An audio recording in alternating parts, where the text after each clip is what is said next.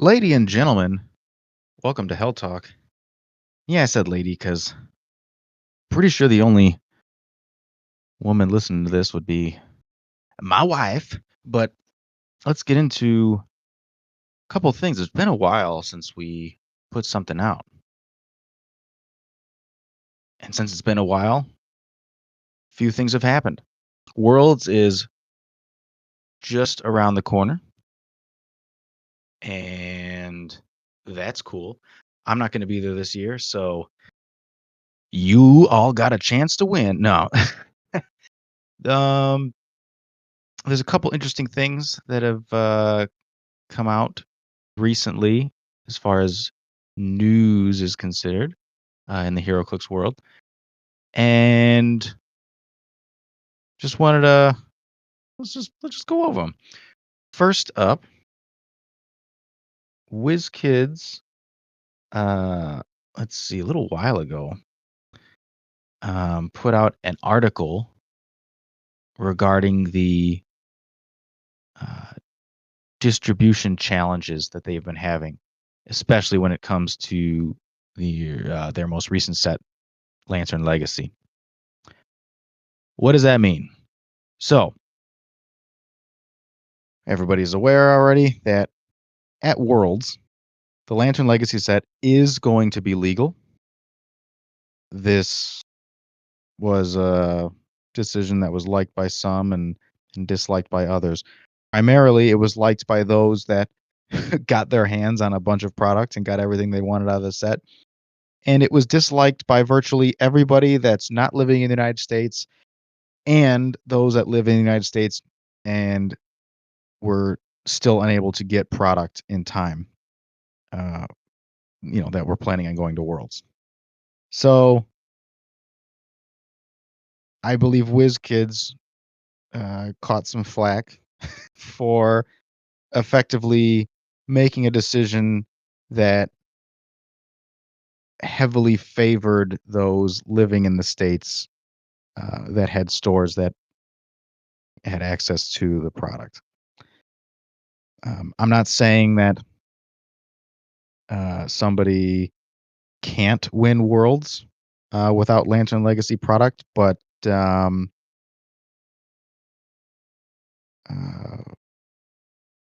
PF Changs, you can call them, will somebody would disagree that I would put money that Animal Man is gonna be on the winning team of whoever does eventually win Worlds in a few days.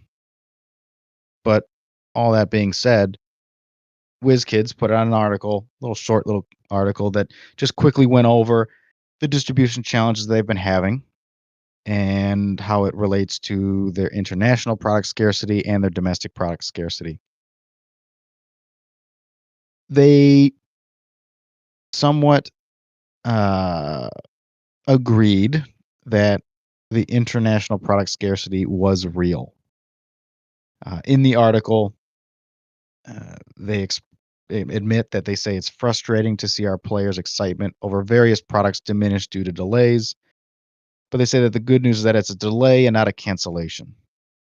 Um, Unfortunately, if you're a player that's intending on going to Worlds, I mean, you would have pretty much have already left to try to come here. So you're probably on a plane as I say this, but um, you would have had to find somebody in the States that's also planning on going to Worlds that has extra product that you could borrow or purchase from, um, because you can't, you honestly can't just show up to Worlds without, missing critical game elements and just hope for the best. That's not ideal. That's a huge waste of money. Um, it's just, yeah. I think that WizKids understands that, but it's to me it's still surprising um, that they initially made the decision for Lantern Legacy to be legal knowing full well that a percentage of players just will not have access to it until they set foot in the United States and have to rely on the generosity of other players. Not that the HeroClix community isn't generous. It's just it shouldn't have to be that way. I believe everybody should have a fair shot at getting every game element,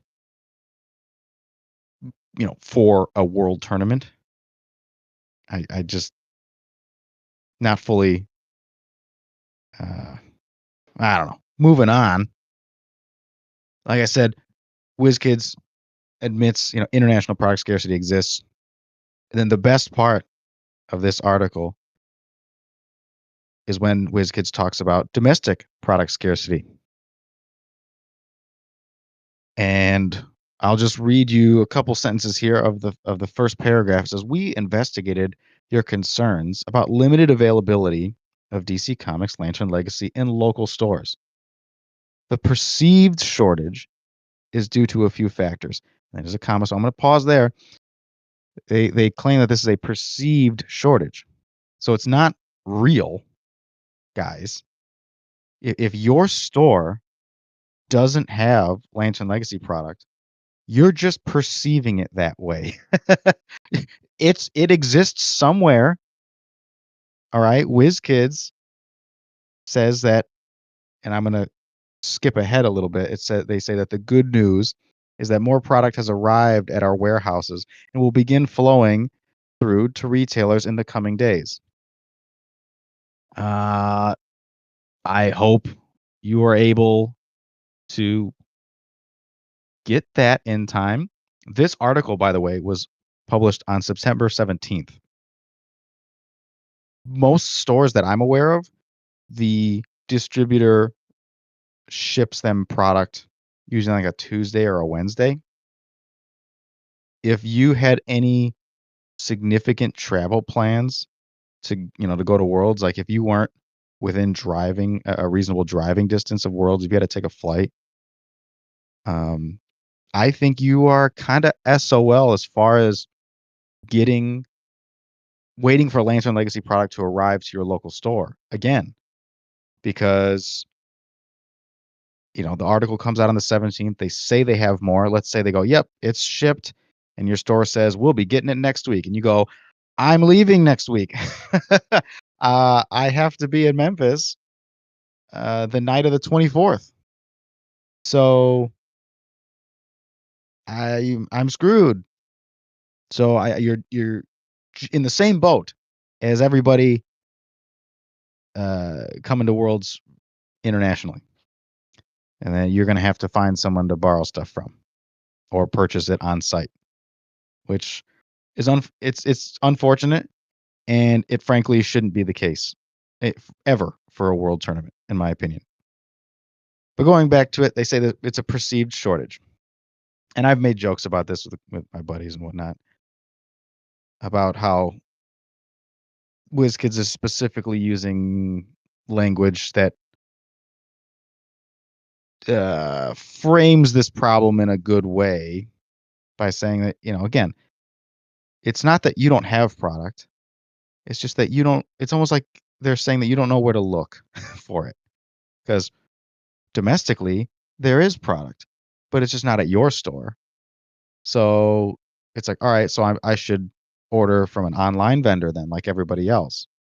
And then I don't think WizKids would come and say, "Oh yes, absolutely do that." They would say no, like they said before, is when you can support your local game store, your local brick and mortar store, just like Scott Porter says, right? That's the position of WizKids. But you're not able to do that in this case for some people. Um, and it's like I said, it's unfortunate. But going back to that sentence that I paused on, the perceived shortage is due to a few factors, including, drumroll please, the ever improving quality of the product. That's the first reason they gave for why there is a perceived shortage. Again, not a real one, but a perceived shortage. So again, somebody has the HeroClix, not you, but somebody. So there's a lot of HeroClix out there, It's I mean, there's a bunch of them. I mean, just look how many are in this warehouse. We got loads of them. I mean, so there's no shortage. They're all right here. Why do you need them? You know what I mean? That's kind of what WizKids is almost saying without saying. I mean, this is just uh, straw manning, their argument here, but we jest. But their number one reason, and I say number one because it's listed first, for not getting you product, guys. They say you don't have the product because it's so damn good.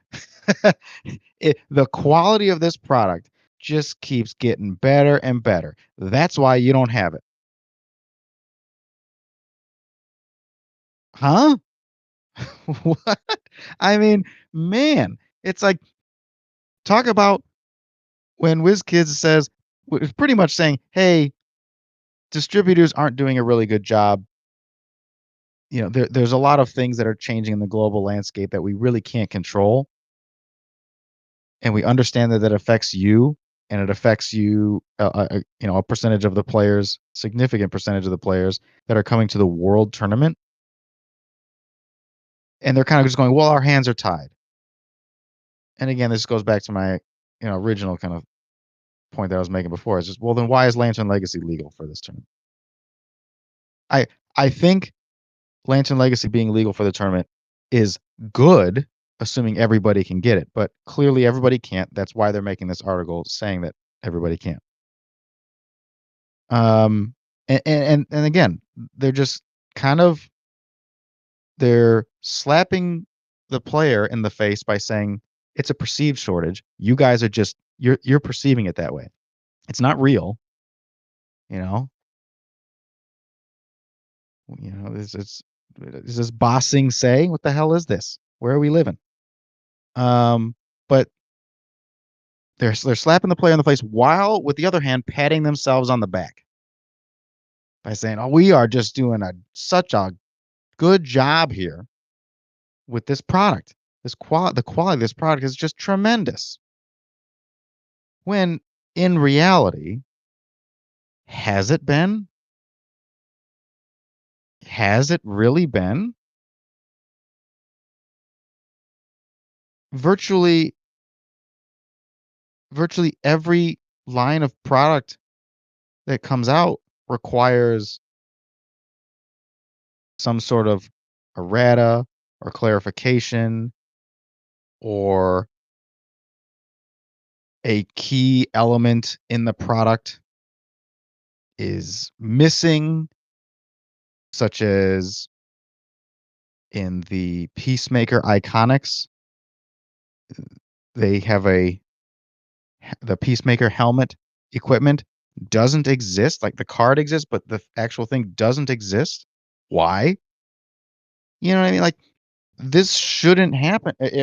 If the quality of your product is ever improving, why is this a regular thing? Why are we regularly getting product that requires mass sweeping errata? Every single legacy card for the power batteries has to be errated. You know what I mean? What's going on here? And I'm not trying to say that the only way that we can measure improvement is by um, having a complete set that doesn't require any erratas or clarifications. That's not really what I'm saying. What I'm just saying is that the amount, the frequency of these required erratas and clarifications, and again, and I'll just use like air quotes of missing product from a set or from an Iconics, for example. Um, I don't feel that frequency has declined, because if that frequency was actually declining, then that would be an improvement of the quality of the product. What I think they're trying to get at here, and what I do agree with, is that WizKids is doing a good job recently at expanding the product lineup for HeroClix. We're getting a lot more types of characters and IPs that are not simply just strictly Marvel and DC. Kong was one of the best-selling HeroClix of all time. Beetlejuice, another great one. They added Sandworm to the mix. That was a good surprise. The Dungeons and Dragons lineup, fantastic if you don't play any of the characters that come in those, but fantastic otherwise. And I think that's where they're getting it they're saying that our lineup is expanded, therefore that's better for optics.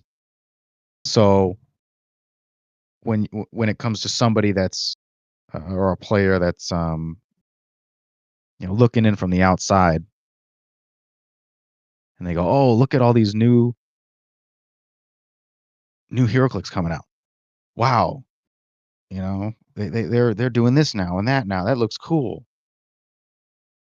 And again, that is good. I agree with that, but I don't think that speaks to the quality of the product. I mean, Lantern Legacy, good God, is the worst offender of sculpt reuse that can remember. And I don't think there's ever been a set of HeroClix that's reused sculpts more blatantly than that. I mean, they could I I get the fact that it's like, well, it's all the same character. You're gonna do Hal Jordan 12 times and Kyle Rayner 12 times. Ooh, I mean, one is why? Do you have to? No, they don't have to. But every single one of those Hal Jordans could have had a different sculpt, for example. I mean, would that have cost them more money? Of course. But not only are they reusing sculpts like crazy in Lantern Legacy, but look at the dynamics of the sculpts. They're virtually they're so bland. There's so many quote unquote bus stop waiting at the bus stop sculpts. It's just man standing still, woman standing still, maybe with their elbows bent, you know, or a fist in the air. That's it. They're just standing there doing kind of sort of nothing. And of course, as you get into the super rares and stuff, the sculpts may or may not get better. But it's is it really a better product? Is it? Look at Lantern Legacy and look at the last, say, like even the last DC set, Masters of Time, right? Excluding the colossal boosters and stuff. There was a lot of bland sculpts in Masters of Time as well, but sculpt reuse didn't bleed fully across this whole entire set especially into the rares. A lot of the rares in almost every other set are at least a little bit different. But no, it's just, to me, it's an easy solution for WizKids to make a set like Lantern Legacy. Lantern Legacy, in terms of pure production,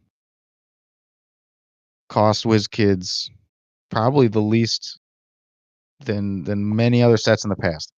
Not including for inflation and all that other bull crap, but just purely from we're making miniature standpoint. I don't think that reflects an ever improving quality of product. But that's just me. Right? There's still plenty of things to love about Lantern Legacy. There's still plenty of things to love about HeroClix. But to me, it just seems very odd that their first reason for a perceived shortage is that their product is so good. um, but they go on to say, well, the other reasons are their overall interest of HeroClix and DC Comics brands and distributor buying habits. So it's really important to notice that like none of those things are bad things that WizKids is doing. None of those things are negative on WizKids. It's the first thing is that our product is so good. Second thing is that you guys want it too much. And the third thing is the distributor isn't purchasing enough from them. So again, not their fault. It's not their fault why you don't have anything. That's not their fault. And that very well may be the case, but is that believable at this point? Do you do you find it reasonable that a company like WizKids, who has been, producing HeroClix for so long, do you find it reasonable that they kind of turned a blind eye to these things and then go, we'll just let everybody else do what they're going to do, and then when things go wrong, it'll be their fault? It's again, it's just odd to me that in this article, WizKids admits very little to no fault of their own for players not getting Lantern Legacy in time. And when I say in time, I mean in time for Worlds. So that's strange. But is it? Is it strange? Did we really expect WizKids to take responsibility? At least any? You know what I mean? Um, it would just be nice, if anything, to say, hey, we know it's mostly not our fault, but in the future, this is what we're going to do differently. And not, again, there's not really anything. There's not language like that is really in this article. So that's unfortunate, but again, this article clearly was written. Whoever wrote the article was clearly told to write it with that lens. They're like, you cannot, they were given the instruction that says you can't write anything bad about WizKids or WizKids partners specifically in this article. You can't do it, and they didn't. So again, I'm not even blaming the person who wrote it. It's just odd that they would be given that direction. Moving on, WizKids also put out another article on the 19th about a rules update, and a little while previously to that, so a little bit before the 19th, WizKids made a couple more posts in the official forums and about rules questions, and one of the rules questions was about multi-base characters carrying effect terrain or terrain that applies their effects, as if they're in a square that the characters carried them. And the question was whether or not, again, if a multi-base character is carrying an effect terrain, for example, does that effect terrain apply its effect as if it's in a single square that they're occupying, or all of the squares that the character is occupying? And the rule that it is all of the squares. And this wasn't the case at a previous official WizKids official event. It was ruled differently. So it was confusing to some people that said, hey, I was just at such and such event, officially, sponsored, WizKids official event, and they said otherwise. So what's going on here? You should overturn this, and change it to what they ruled at an event.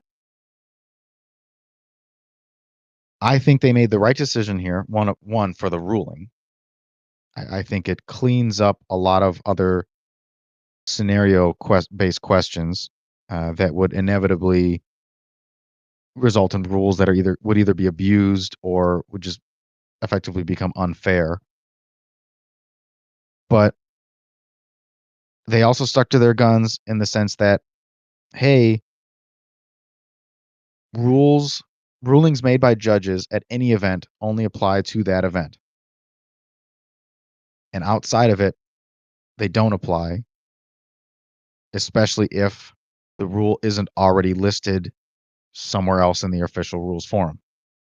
So good on them for holding to their guns in there. And like I said, it's just the right ruling. I believe it's the right ruling to rule it as though it occupies all the squares, because it gets rid of the situations where, for example, if it only applied in one square, and this is what people were mainly using it for, was using Kong picking up the phone booth and saying, now Kong is giving, quote unquote, himself uh, shape change because the phone booth is going to occupy one of the squares, and then all the other three squares that Kong is in are adjacent to that square, and the phone booth gives characters occupying those squares shape change. And well, look at that, Kong gives himself shape change effectively by carrying the phone booth. It's that's not intended, obviously. But what's even more confusing is that if you press deeper into that, is who is deciding the square, who would decide, because this is not the case, but who would decide the square that the object occupies? Is it the character? Is it the active player? Is it the character or the player who controls the character that's holding the object? Is it the player who the object is friendly to? You know what I mean? Like, in any of those answers, whichever way you go, if you had to pick one of them, any way you go, it has bad results. So I'm glad that they stuck to their guns with this ruling.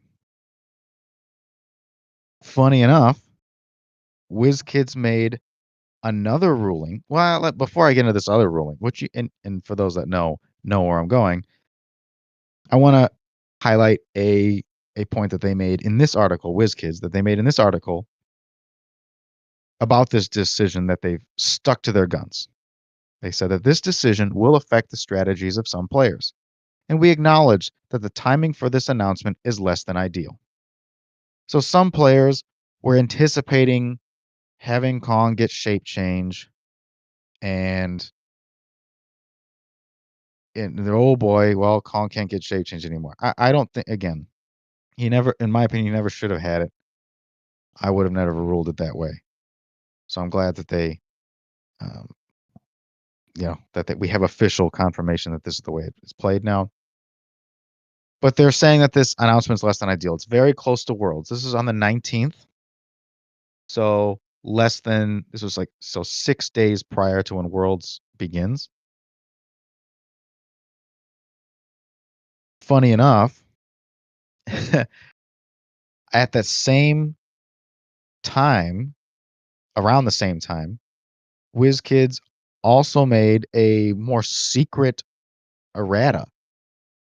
This was not uh, part of this rules post that they did. They made an errata to what some could call the strongest game element in modern age currently, which is Spirit of Vengeance, Red Hulk, and they errated his stop click, so his special damage power. They errated it such that the pilot would generate after resolutions and instead of immediately. And as we all know, basically the only reason why you would play Spirit of Vengeance Red Hulk, especially at a competitive level, is for the pilots. You don't play Spirit of Vengeance Red Hulk just because the piece itself is worth, 125 points. You play it because, yeah, you pay 125 points, but you're going to spit like 1,000 points of characters onto the board over the course of the game. Um, is that too good?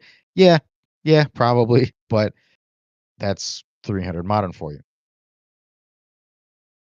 They errata this again around the same time, so about a week before Worlds begins, and the the HeroClix community collectively loses their shit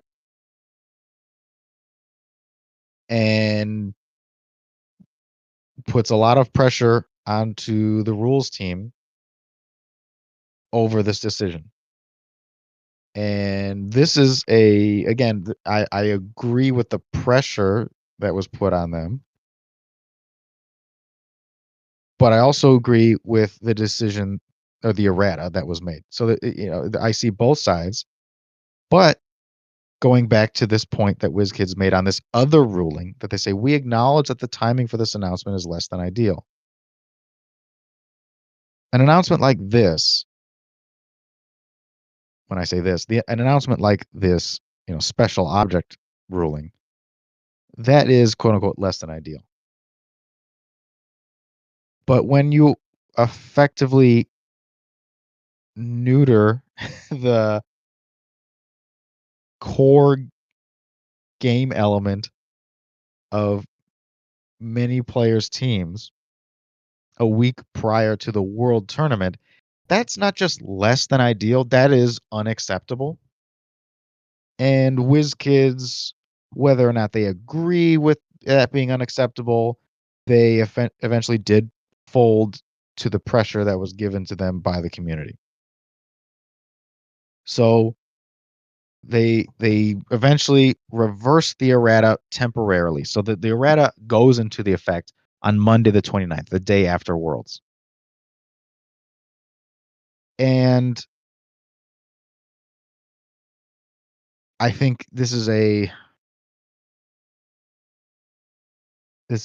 just like I said, it's a healthy errata. I don't think that Spirit of Vengeance Red Hulk needs to be top tier competitive. I feel like most players that even the people that have used him, people, especially the people that have gone against him, I don't. I feel like most of those players would agree that 300 modern doesn't need to be 1,200 point modern. You don't need to be generating 300 point Thanos, 270 whatever point Phoenix Wolverine and 300 point Beholder, and you don't need to do that. That's not necessary in order to actually play the game and play it well and have fun and all that stuff. But again, that's just where we are. It's just again, like I said, unfortunate that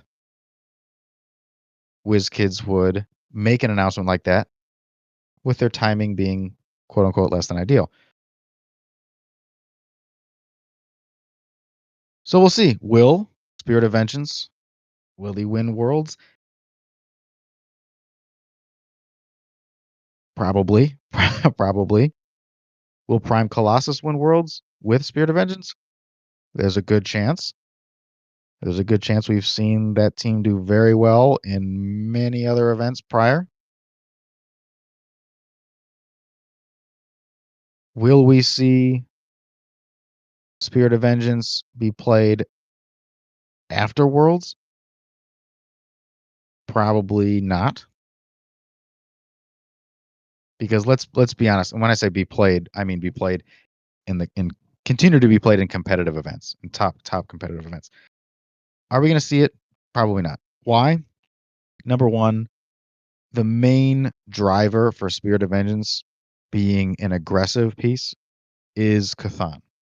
Cthon allows you to damage yourself, which is huge because you can use Spirit of Vengeance to, you know, take a hypersonic action, hit your opponent, do a bunch of damage, and then, take an unavoidable, go to your first stop click, spit out a 300-point Thanos, do something with Thanos, and potentially spit out another pilot based on what Thanos does, and it gets pretty wild. So with Cthon rotating out after Worlds, you're not going to be able to do any of that.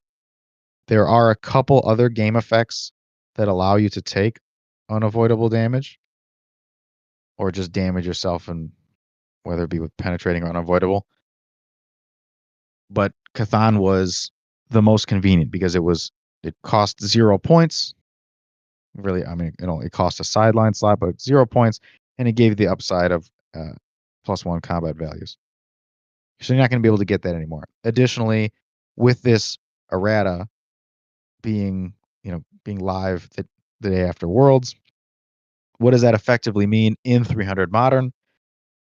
It means that against most competitive teams, you will never generate a pilot because if you are playing 300 Modern, you should probably have a way to deal with stop clicks. If you don't, then it's kind of that's on you. You're probably playing Kong and you don't really care about that point. But again, Kong is going to be rotated out as well, so we'll skip over that point. But again, you have a way of getting around stop clicks, and if you do have a way to get around stop clicks, guess who you're going to use that on? You're going to use it on Spirit of Vengeance. You're going to use your trick arrows, or your Green Man or whatever. You're going to use something, not not counting any of the game elements that are going to come out in future sets that will inevitably get past stop clicks. There's going to be more of them. So, yeah, is Spirit of Vengeance kind of dead in the water? For competitive, I think so. For virtually any other setting, his power level is not going to change really whatsoever. I mean, if you're playing in a Golden Age room, you still have Cthon. So it's doesn't really matter. It doesn't change anything. And he will still be as brokenly overpowered as he normally is. So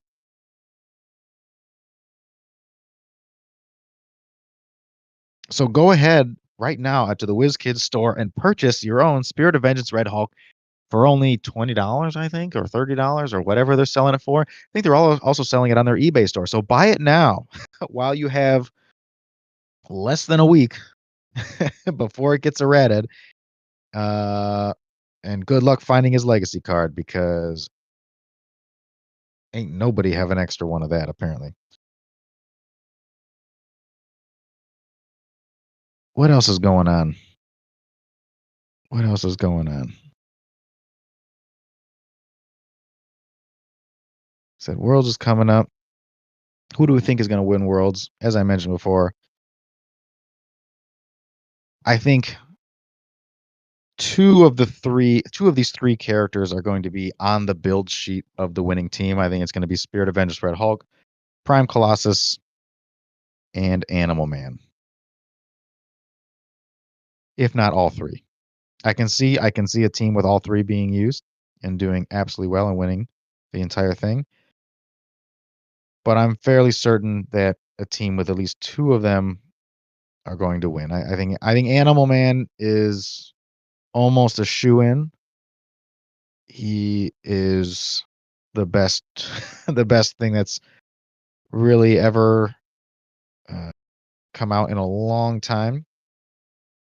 Very similar feeling to the Destroyer armor in the sense that literally everything that you put it on gets insanely good. It solves so many issues. You have a piece that says, "I have a piece that can't do X." Animal Man solves that problem almost every time. Um, will we see, uh, you know, will we see anything fun happen in the Silver Age event? I hope so. I hope something fun happens in Silver Age. I hope that my hope is that Sinestro Prime effectively scares enough people away from using the Sky Tyrants and Sicarian Ironmans and things like that,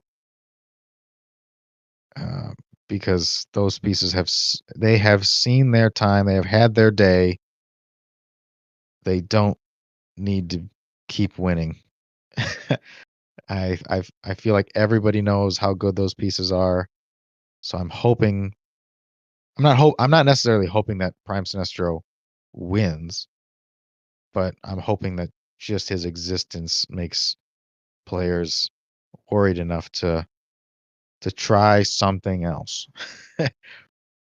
We really don't need Sky Tyrant or Sakai Iron Man to win another silver tournament, another any tournament.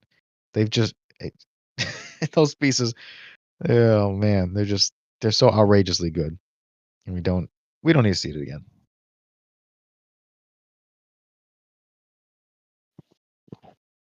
What else is going on? Oh, I had a kind of a dumb question here. I think I'll leave you guys with this. Yeah, I don't wanna spit out all the information that's in my head. We can keep it short and sweet, even though this has probably been going on for a while now. But I had an interesting question about one of the legacy pieces that came, from Lantern Legacy. And let me see. Just want to pull them up because I want to make sure I had him correctly. Yeah, there's this guy called Al Jordan. And my question was, is his first name Mike? Good night.